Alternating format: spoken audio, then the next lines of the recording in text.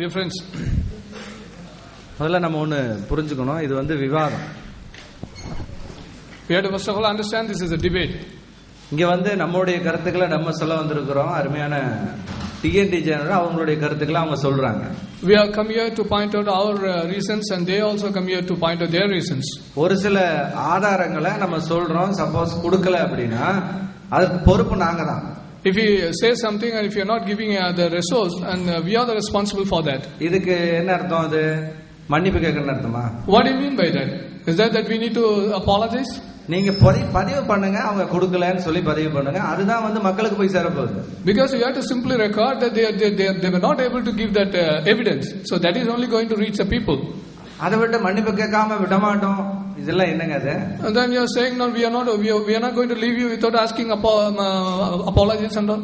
அடுத்த விவாதத்துல நீங்க எங்களை சட்டையை பிடிச்சு கேளுங்க அப்படின்னு ஒரு ஆதேசம் சொன்னீங்க. And they said so for the next debate you just hold out on collar and ask. அது எங்க வேலை இல்லையே. That is not our job to do anyway. இந்த மாதிரி வேலைக்கு நாங்க இங்க வரல. For that work we didn't come here. எங்களோட இது வந்து நேர்மையான வகையில ஒரு விவாதம் நடத்தணும் அப்படிங்கிறது தான். So our motive is doing a debate in a right way. இதுக்கு வந்து யாரும் நடுவர் கிடையாது, ஏன் வச்சிருக்கோம்? Why we are not having any referee over here? மக்கள் தான் இதுக்கு நடுவர். Because only the audience, the people have to be the referee for themselves. நாங்க ஒரு தப்பு பண்ணா மக்கள் அதை புரிஞ்சுக்குவாங்க. If we make any mistake or error, the people themselves can understand. நாங்க சொல்ற பைபிள் வேதமா இறைவேதமா இல்லையாங்கறத மக்கள் புரிஞ்சுக்குவாங்க. So they will understand what the Bible we say it's not is it the word of God or not. So they will understand. நீங்க பேசுற method, நீங்க பேசுற காரியங்களை குறித்து மக்கள் உணர்ந்து கொள்வாங்க. So the way that you are using and the way that you are presenting, even that also the people will understand. அதனால இது சொல்லாம விட மாட்டோம், கொடுக்காம விட மாட்டோம், இதெல்லாம் வந்து எனக்கு நம்ம விவாதத்துக்கு சரிப்படுற மாதிரி எனக்கு தெரியும். I don't think this is very apt to speak in the debate that if you don't say that we will not leave you or we will do this and that. அருமையான சகோதரர் அந்த எல்சிடி ஆன் பண்ணி அந்த மறுபடியும் அந்த இதை போட்டா பரவாயில்லைன்னு நினைக்கிறேன். I request if brothers can project that will be very good. The same hadith which they projected little earlier.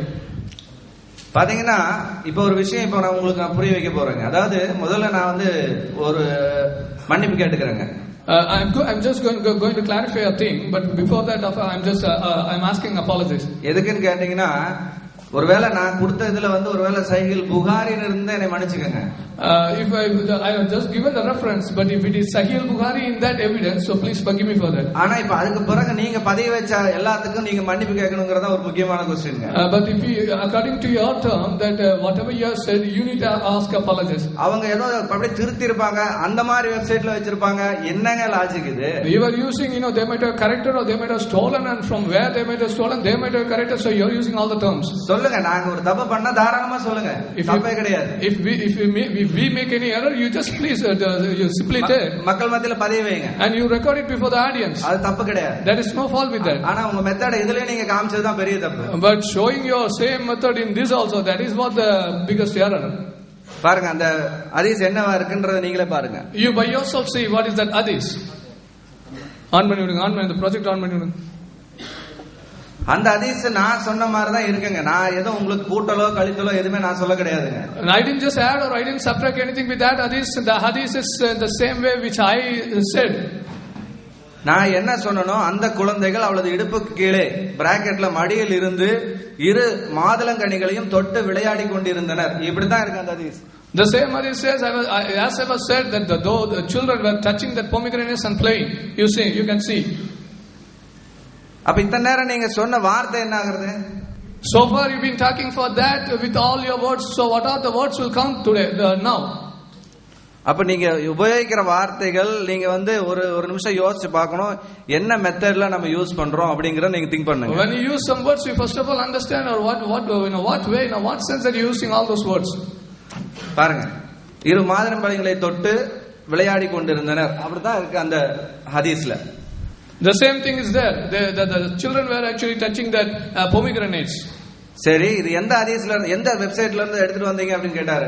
நான் எந்த வெப்சைட்லயும் எடுக்கலங்க, ஆன்லைன் பேஜ் வெப்சைட்ல இருந்து தான் எடுத்தேன். They were asking from which website that you've been taking. I've taken from it online PJ website. பாருங்க, இதாங்க website. இதோட heading பாருங்க. இது வந்து நான் ஆன்லைன்ல சேவ் பண்ணதுனால இப்படி இருக்குங்க. இந்த வெப்சைட்ல இருந்து தான் நான் இந்த ஹதீஸை டவுன்லோட் பண்ணிருக்கேன், வேற எங்க இருந்து நான் டவுன்லோட் பண்ண கிடையாது. So I've just saved from the online PJ websites. I've taken it from the online PJ website. ஒரு விஷயத்தை நாங்க சொல்லும் பொழுது தவறா இருந்தா நீங்க தாராளமா மக்கள் மத்தியில பதிவீங்க, அதை பத்தி எங்களுக்கு பிரச்சனை கிடையாது. When we just record something, if it is any error, you also record that. We have no problem with that. எங்களை பத்தி நீங்க தவறா சொன்ன எல்லா காரியத்துக்கும் நீங்க மன்னிப்பு கேட்க வேண்டி வரும். நாங்க எந்த விதத்திலயும் அதை மாத்த கிடையாது. We didn't change it all in any way. So whatever you said, you have to apologize for that. எந்த புத்தகத்துல நீங்க சொன்னீங்களோ, எந்த வெப்சைட்டை பத்தி சொன்னா உங்க வெப்சைட்ல இருந்து நான் எடுத்துக்கிறேன். ஆன்லைன் PJ வெப்சைட்ல இருந்து எடுத்துக்கிறேன். You've been asking for what website that we took. We took it from online PJ website. நீங்க அந்த இது வந்து ரஹமத் ட்ரஸ்ட்ல இருந்து எடுத்தீங்கன்னா எனக்கு தெரியாது. சேம் வேர்ட் ரஹமத் ட்ரஸ்ட்ல இருக்கு 321வது பக்கத்துல.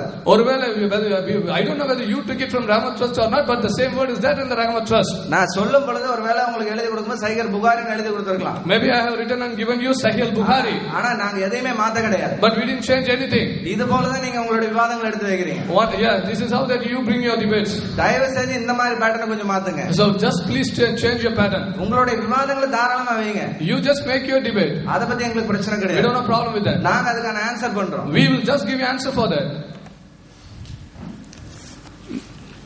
Now, this is the method of our friends discovering the mistake. இதுதான் நம்முடைய அருமையான நண்பர்களுடைய விவாத முறையாக இருக்கிறது, தவறுகளை கண்டுபிடிப்பதாகும். And how boldly he made a claim that it is wrong.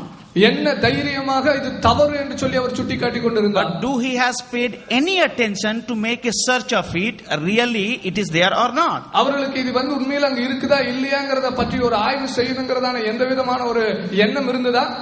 Maybe reference can be wrong or right. ஒருவேளை அந்த ரெஃபரன்ஸ் கொடுக்கப்பட்டது தவறா அல்லது சரியாக இருந்திருக்கலாம். But the issue is what about the matter?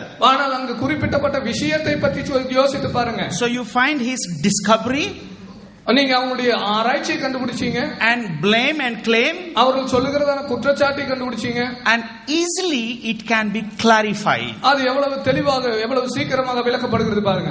In the same manner, அதே போலவே all the questions and allegations which they are bringing, அவர்கள் நமக்கு விரோதமாக கொண்டு வருகிற குற்றச்சாட்டுகள் எல்லாமே, what we are appealing from very beginning, please do little attention, search it, you will find it. நம்ம ஆரம்பத்துல இருந்து என்ன சொல்றோம், நீங்க கொண்டு வருகிற குற்றச்சாட்டுகளுக்கு அந்த ஆதாரங்களை இன்னும் கொஞ்சம் தேடுங்க, கண்டிப்பா நிச்சயமா நீங்க அதை புரிந்து கொள்வீர்கள். Now it is his time to ask forgiveness to all of people in front of us. அவர் நம்மிடத்தை கேட்டார மன்னிப்பு கேட்காம விட மாட்டாங்க. இப்ப அவருடைய காரியத்தின்படி நம்ம எல்லாத்துக்கு முன்னாடி மன்னிப்பு கேட்க வேண்டியது அவருடைய கடமையா போய் விடுகிறது. Moreover, here we are not to simply insult someone. நாம இங்க உட்கார்ந்துட்டு இன்னொருத்தரை அவமானப்படுத்துறதுக்காக வரல.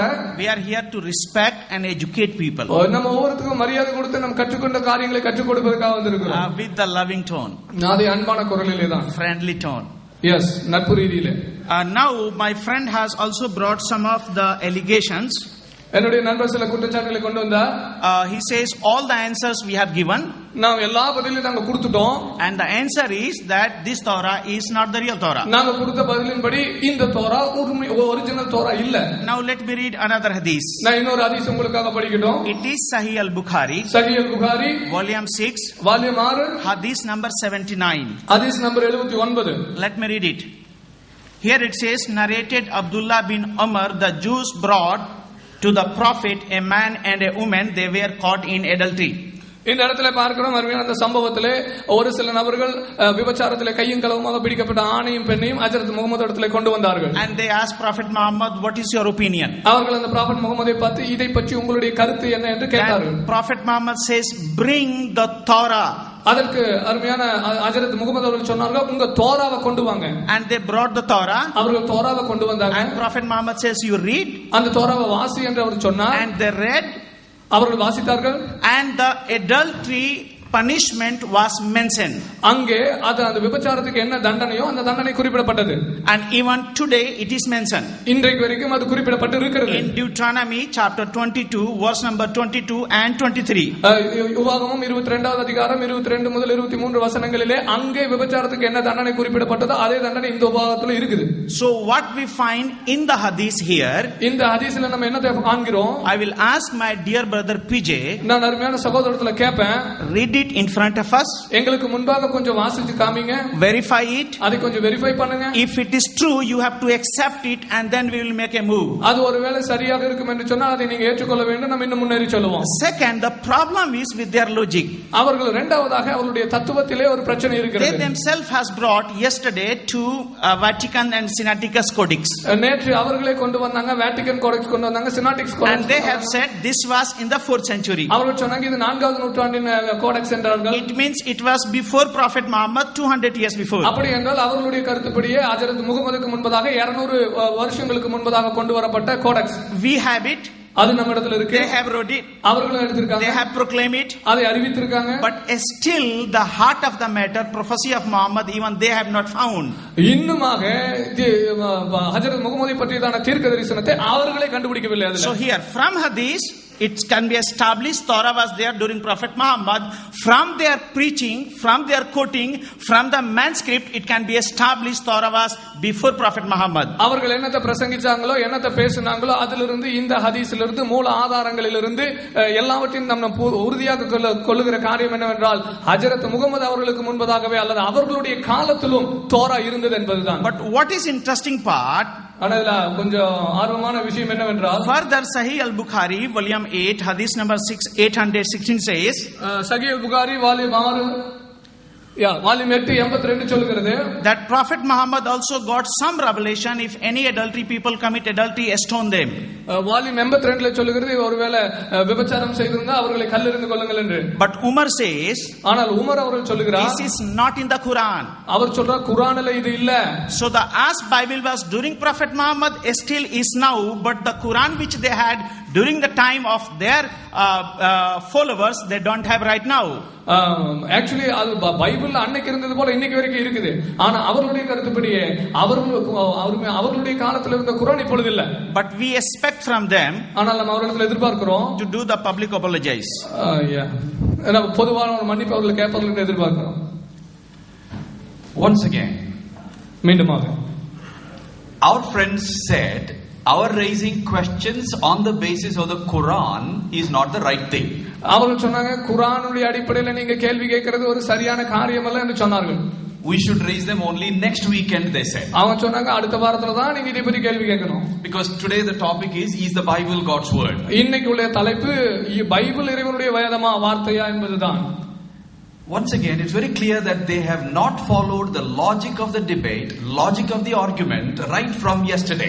நேற்றிலிருந்து இப்போ வரைக்கும் விவாதத்துக்குரியதான தத்துவத்தை அவர்கள் கடைபிடிக்கவில்லை என்பது தெள்ள தெளிவாகிறது. We are here to debate TNTJ friends. நாம இங்க வந்திருக்கிறது TNTJ நண்பர்களோடு கூட விவாதிக்கிறதுக்கு தான். They are Muslim friends. அவர்கள் இஸ்லாமிய நண்பர்கள். And now I would like to ask PJ sir, நான் PJ சார் இடத்துல கேட்க விரும்புகிறேன் of questions. ஒரு சில கேள்விகளை. Are you coming to this debate with us Christians as an atheist or a Muslim? நீங்கள் ஒரு நாத்திகராக இருந்து கொண்டு அல்லது நாத்திகராக இருந்து கொண்டு எங்களிடத்துல விவாதிக்க வருகிறீரா அல்லது முஸ்லீமாக இருந்து கொண்டு எங்களிடத்துல விவாதிக்க வருகிறீரா? My second question. இரண்டாவது கேள்வி, if you are coming for the debate as a Muslim, நீங்கள் ஒரு முஸ்லீமாக இருந்து இந்த விவாதத்துக்கு வருவீர் என்றால், then tell me if you believe in the Quran to be God's word or not. குர்ஆன் இறைவனுடைய வார்த்தை என்பதை நீங்கள் விசுவாசிக்கிறீர்களா அல்லது இல்லையா? And I know you will say yes, I believe. நீங்க சொல்லுவீங்க ஆமாமா நான் இறைவனுடைய வார்த்தை என்று விசுவாசிக்கிறேன். And if you believe that the Quran is God's word, நீங்கள் அந்த குர்ஆன் இறைவனுடைய வார்த்தை என்று விசுவாசிப்பீர்களானால், then you should believe in what the Quran says about Taurat, Zabur and Injil. தௌராத்தை பற்றியும் ஜபூரை பற்றியும் இன்ஜிலை பற்றியும் குர்ஆன் என்ன சொல்லுகிறதோ அதை நீங்க விசுவாசிக்கணும். I was trying to quote in the morning, but my time was over. I will read it out now. இப்போ நான் அந்த காரியத்தை குறிப்பிடுவேன். Surah 5, சூரா 5வது அதிகாரம் 43 ayat 43வது ஆயத்து talks about Taurat. தௌராத்தை பற்றி பேசுகிறது. 44 44 talks about what Allah revealed. அல்லாஹ் எதை வெளிப்படுத்தினார் என்று கூறுகிறது. And 45 has a quotation from the Taurat. 45வது வசனத்திலே தௌராவிலிருந்து ஒரு குறிப்பீடு கொடுக்கப்பட்டிருக்கிறது. Eye for eye, nose for nose, ear for ear, tooth for tooth, and this is what exactly we find in our Taurat now. கண்ணுக்கு கண் பல்லுக்கு பல் ஆகிய காரியத்தை அங்கே குறிப்பிட்டிருக்கிறது. இதைத்தான் நம்முடைய தௌராத்துல நம்ம வெச்சிருக்கிறோம். And then 47 it says anybody who does not judge by what Allah has revealed, referring to Taurat and whatever, அங்க இருக்கிற தௌராத்தை குறிப்பிட்டு விட்டு அல்லாஹ் வெளிப்படுத்தின வேதத்தின்படி யாராவது தீர்ப்பு செய்யாவிட்டால் you would be considered as rebellious. அவர்கள் அல்லாஹ்வின் வேதத்துக்கு முரட்டாட்டம் பண்ணுகிறார்கள் என்று நாம் கருத வேண்டும் என்று குர்ஆன் சொல்கிறது. Then 48 says 48 சொல்கிறது, we have sent down to you the book in truth, confirming the scripture that came before it. நாம் அதை அவர்களுக்கு அனுப்பி கொடுத்தோம். அவர்களுக்கு முன்னதாக இறக்கப்பட்ட நாம் இந்த வேதத்தை இவர்களுக்கு இறக்கினோம், முன்னாக உள்ளதான வேதத்தை அவர்களுக்கு உறுதிப்படுத்தும்படியாக. So the books before referred to are Injil and Taurat. முன்னாக கொடுக்கப்பட்ட வேதம் தௌராத் என்னும் இன்ஜில் என்னும் குறிப்பிடப்பட்டிருக்கு. And then 6, Surah 6 verses 33 and 34. சூரா 6 33 34 சொல்லுகிறது, None can alter the words of Allah. அல்லாஹ்வின் வார்த்தையை ஒருவரும் மாற்ற முடியாது. And then 10, Surah 10, சூரா 10வது அதிகாரம் 64. 64வது ஆயத்து. No change can be there in the words of Allah. This is indeed the supreme success. அல்லாஹ்வுடைய வார்த்தையிலே எந்த ஒரு மாற்றமும் இருக்க முடியாது. இதென்றால் எல்லாவற்றுக்கும் மேலான அதிகாரம் உடையது. So preservation of the books of the prophets who preceded Prophet Muhammad is supreme success for Allah, and if that preservation is not done, it is supreme failure for Allah. ஹஜ்ரத் முகமது அவர்களுக்கு முன்பாக இருந்ததான தீர்க்கதரிசிகளுடைய வார்த்தையை பாதுகாப்பது என்பதுதான் அல்லாஹ்வுடைய சுப்ரீம் சக்சஸ் ஆக இருக்கும். என்றால் அதிலே அவர் செய்யாவிட்டால் அது அல்லாஹ்வுடைய சுப்ரீம் சக்சஸ் ஆக இருக்க முடியாது. And so we have given all this as a support for our claim that the Torah, Injil, Zabur and all the whole Testament which was there at that time is still with us. நாங்கள் இத்தனை ஆதாரங்களை கொடுப்பதற்கு காரணம் அவர்களுடைய காலத்தில் இருந்த Torah, இன்ஜில், சபூரை தான் எங்களிடத்தில் இருக்கிறது என்பதற்கான தெள்ள தெளிவான ஆதாரத்தை தான் இவ்வளவு நேரம் கொடுத்து கொண்டிருக்கிறோம். To prove that Bible is God's word which is preserved. இந்த தலைப்பின்படியாக பாதுகாக்கப்பட்ட இறைவேதம் கர்த்தருடைய பரிசுத்த வேதாகம் என்பதை நாங்கள் சொல்லுவதற்காக தான். So these questions are not irrelevant, they are very related to the topic, that's why we are raising. இந்த क्वेश्चनகள் வந்து தலைப்புக்கு சம்பந்தமற்றவைகள் அல்ல, இது மிக மிக தலைப்புக்கு பொருத்தமானவைகள். With references from the Quran and Hadith we have given. நாங்கள் அதற்கான ரெஃபரன்ஸ் வந்து குர்ஆன்ல இருந்து ஹதீஸ்ல இருந்து கொடுத்திருக்கிறோம். So we would like for our friends Mr. PJ and others to refer to those Quranic verses and Hadith and respond to those 17 questions we gave yesterday morning itself. நேற்று காலையில இருந்து நாங்கள் கேட்டதான அந்த 17 கேள்விகளுக்கு இந்த குர்ஆனின் வசனத்தின் அடிப்படையில் இருந்து அதை குறிப்பிட்டு பதில் கொடுத்து. அன்பிற்குரிய சகோதரர்களே, ஒரு பாரதூரமான தப்பை செய்துவிட்டு எவ்வளவு துணிவோடு அதை நியாயப்படுத்துகிறார்கள் என்பதற்கு இப்ப பேசின ஆதாரமா இருக்குது. இது அவங்க கொடுத்த பேப்பர். இதுல வந்து ஆன்லைன் பிஜேல எடுத்தோம்னு சொல்லல. ரஹ்மத் ட்ரஸ்ட் 4ஆம் பாகம் பக்கம் 321 இப்படி ஆன்லைன் பிஜேல இருக்குதான். ஆன்லைன் பிஜேங்கிற இணையதளத்தில் வந்து பக்கத்தை போடவே மாட்டோம், பாகத்தையும் போட எந்த ஒண்ணுக்கும் போடவே மாட்டோம். இப்ப ஆன்லைன் பிஜே ஓபன் பண்ணவும் முடியாது, லைவ் ஓடுறதுனால மற்ற ஆப்ஷன்கள் நிறுத்தப்பட்டிருக்குது. லைவ்ல இந்த விவாதத்தை எல்லாரும் பார்த்து கொண்டிருக்கிறார்கள். அப்ப ஆன்லைன் பிஜேல எடுத்தோம்னா நீங்க ரஹ்மத் ட்ரஸ்ட் பாகம் 4 பக்கம் 321 போட்டீங்கல்ல, இது சுட்டுதான் போட்டீங்கன்ற நிரூபணமாவதா இல்லையா? ஆன்லைன் பிஜேல இருக்கு, புகாரியில இந்த மாதிரி 4ஆம் பாகத்துல 321 பக்கத்துல இருக்குன்னு நீங்க சொன்னது எப்படி வரும்? ஆன்லைன் பேஜில் இல்லாத ஒரு விஷயத்தை சேர்த்து பிரிண்ட் கொடுத்திருக்கிறீங்க. அந்த பிரிண்டுடைய தலைப்பு என்ன இருக்குது? ரஹ்மத் ட்ரஸ்ட் 4வது பாகம் பக்கம் 321 ஒரு பதிப்பகத்தை சொல்லி அதனுடைய பாகத்தை வால்யூம் சொல்லி அதனுடைய பேஜையும் சொல்லி போட்டிருக்கிறீங்கன்னா இது இப்ப கேட்கறீங்க ஆன்லைன் பேஜில் எடுத்தவங்க. இதுல ஆன்லைன் பேஜில் இது எடுத்து காட்டணும். ஆன்லைன் பேஜ்.comல ரஹ்மத் ட்ரஸ்ட் பாகம் 4 பக்கம் 321 இப்ப காட்டினீங்கல்ல, அது ஆன்லைன் பேஜெல்லாம் எடுத்த ரஹ்மத் ட்ரஸ்ட்ல எடுக்கலன்னா இப்படி காட்டணும். இல்லன்னா சுட்டு எடுத்துட்டு வேற என்னமோ ஒரு செட்டிங் பண்றீங்கன்னு அர்த்தம். திரும்பவும் சொல்றேன், இந்த மாதிரியான பைபிள்ல செஞ்ச விளையாட்டு விளையாடாதீங்க. ஆதாரத்தை காட்டும் போது நீங்க இதைத்தான் காட்டினீங்க, சரியா? அதை நாங்க தெளிவாக பதிவு பண்ணிக்கிறோம். நான் அந்த ரஹ்மத் ட்ரஸ்ட் புக்கை காட்டினேன், பாகத்தை காட்டினேன், பக்கத்தை காட்டினேன், புக்கையை வாசி உங்க முன்னாடி காட்டிட்டேன், கையில கொடுத்து எடுத்து காட்ட சொல்லிவிட்டேன். புக்குல இல்ல. ஒரு பேச்சுக்கு நான் சொல்றேன், ஒரு ஆன்லைன் பேஜ் ஒரு இணையதளத்தில் இருக்கிறது, ஒரு செய்தி தப்பா இருக்குன்னு வச்சுக்கிடுவோம், புக்குல ரெஃபரன்ஸ் பண்ணி காட்டுறோம். புக்குல இல்லாட்டி என்ன அர்த்தம்? புக்கு ஆதாரமா ஒரு இணையதள ஆதாரமா? புக்குல இல்லன்னு காட்டின பிறகு அப்புறம் நீங்க அதை பேசுறீங்க. இதான் மெயின் விஷயம். இதுக்கு ரொம்ப தூரம் எனக்கு தேவை கிடையாது. டாபிக் வருவோம். அடுத்து என்னன்னு கேட்டா முக்கியமான விஷயம் இதை தான் திருப்பி திருப்பி சொல்லிட்டு இருக்கிறாங்க. இதுக்கு தான் பதில் சொல்லி நம்ம நிப்பாட்டி இருக்கிறோம். மறுபடியும் என்ன செய்யறாங்க? அதையே பதிலா சொல்றாங்க. முகமது நபிட்ட தௌராத்தை கொண்டு வந்தாங்க, அந்த கல்லெறியக்கூடிய தண்டனை அதுல இருக்கிறது, அதை எடுத்து காட்டினார்கள் சொல்றாங்க. தௌராத்து முகமது நபி காலத்தில் இருக்குதுங்கிறது தான் இப்ப உங்களுடைய வாதம். அதைத்தான் நான் நிப்பாட்டி வச்சுட்டு போனேன் என்னுடைய கடைசி உரையில். அதுக்கு தான் பதில் சொல்றேன். அப்ப இப்ப சொன்ன செய்திக்கு சேர்த்து தான் இது பதில். இப்ப சொன்னாங்க இல்லையா, அது எல்லாமே ஒரே ஒரே ஒரு கேள்விதான். அதாவது இஸ்லாத்துல குர்ஆன்லயும் ஹதீஸ்லயும் தௌராத்தை பற்றி சொல்லப்பட்டிருக்கிறது, சரியா? தௌராத்து கண்டிப்பா நாங்க ஏற்றுக்கொள்வோம். ஆனா ஒரு விஷயத்தை நீங்கள் சிந்தனையாளர்கள் புரிந்து கொள்ள வேண்டும். ஒரு ஆளை பத்தி நம்ம சொல்றோம், ஒரு ஆளை பற்றி அறிவிப்பு செய்யறோம். யாரு? இப்ப ஜெரி தாமஸ் ஒரு ஆள் இருக்காரு அப்படின்னு சொல்றோம். அவர் எப்படி இருப்பாரு? அவருக்கு சில அடையாளங்களை எல்லாம் சொல்றோம். ஒரு கண்ணு இப்படி இருக்கும், மூக்கு இருக்கும், கைகாலெல்லாம் இருக்கும், என்னென்னவோ அடையாளம் எல்லாம் சொல்றோம். இப்ப இத்தனை அடையாளங்களும் கொண்டவராக அவர் இருந்தா தான் அவர். இப்ப நான் என்ன சொல்றேன்னு கேட்டா, அவர் மாதிரியாக ஒரு கண்ணு உள்ள ஒருத்தர் இருக்காருன்னு வைங்க, இந்த கண்ணு அவர் மாதிரி இருக்குல்ல, அதனால அவர் தான் சொல்ல இயலாது. மூக்கு அதே மாதிரி இருக்கணும்ல. நான் 10 அடையாளம் சொல்லி இருக்கிறேன். மூக்கு இப்படி இருக்கணும், கண்ணு இப்படி இருக்கணும், காது இப்படி இருக்கணும், இவர் தான் அந்த ஆளு அப்படின்னு சொன்னா நீங்க என்ன செய்யக்கூடாது? கண்ணை மட்டும் காட்டிட்டு அவர் தாங்க கூடாது. ஒரு ஆளுக்குரிய அடையாளங்களை சொன்னால் அனைத்து அடையாளங்களும் பொருந்ததான் செய்யும். ஒரு சில அடையாளங்கள் பலர்கிட்ட இருக்கும். ஒருத்தர் கண்ணு மாதிரி இன்னொருத்தர் கண்ணு இருக்கும், ஒருத்தர் மூக்கு மாதிரி இன்னொருத்தர் மூக்கு இருக்கும், எல்லாம் சேர்ந்து இருக்க வேண்டும். இப்ப நம்ம என்ன சொல்றோம்னு கேட்டா, தௌராத்தை பற்றி குர்ஆன்ல சொல்லப்படுகிறது. குர்ஆன்ல தௌராத்துக்கு சில அடையாளங்களும் சொல்லப்பட்டிருக்கிறது. அந்த தௌராத் உங்கள்ட்ட இருக்குதா இல்லையா? அதுக்கு குர்ஆனே எங்களுக்கு அடையாளம் சொல்கிறது. என்ன அடையாளம் என்றால், அதாவது அவங்க எடுத்து காட்டின வசனத்தில் உள்ள ஒரு வசனம் தான் இது. 7வது அத்தியாயம் 157வது வசனத்தில் இருக்கிறது.